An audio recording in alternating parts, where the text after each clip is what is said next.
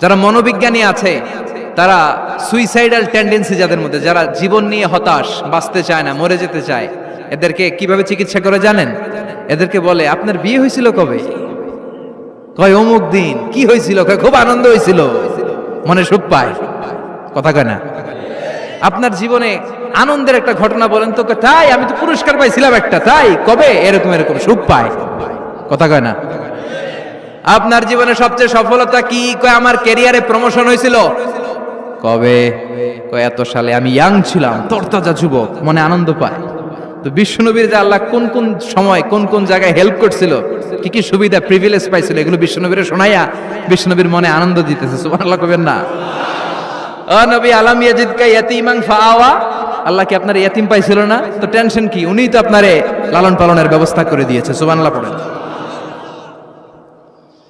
ওয়াজাদাকা দাল্লান ফাহাদা, তিনি আপনাকে পেয়েছেন এমন অবস্থায় আপনি পথ খুঁজছিলেন। You are searching the right path, you are searching the truth, and he guided you to the right way.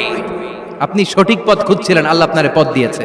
ওয়াজাদাকা দাল্লান, বিশ্বনবী গোমরা ছিলেন এমন অর্থ করা যাবে? এখানে হেদায়েতের বিপরীত যে দলালা, ওই দলালা নয়। একজন পথিক, রাস্তা দুইটা কোনটা দিয়ে যাবে এই অবস্থায় ছিল বিশ্বনবী। কোথায় যাব, কোথায়? পথ তো চিনতেছি না। আল্লাহ বললেন নবী ওইটা না, এটা দিয়ে হাঁটেন। সুবহানাল্লাহ বলে না? আমাদেরকে পথ দেখায় কে? আমরা যদি ভুল পথে যাই, সঠিক পথে তুলে দেয় কে? আমি যদি কোনদিন পথে ভুলে যাই, হাত ছানি দিয়ে কাছে নিও, মমতার বন্ধনে আমায় বেঁধে সব ভুল ক্ষমা করে দিও। পড়েন আমিন। এজন্য আল্লাহ বললেন নবী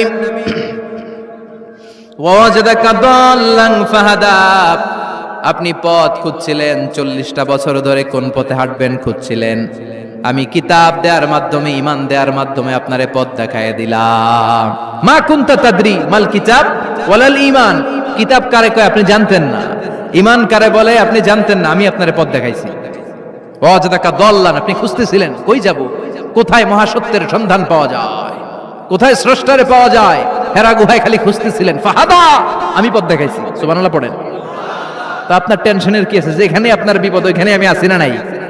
এজন্য হতাশ হওয়া যাবে, নিরাশ হওয়া যাবে, ভরসা রাখতে হবে কার উপর?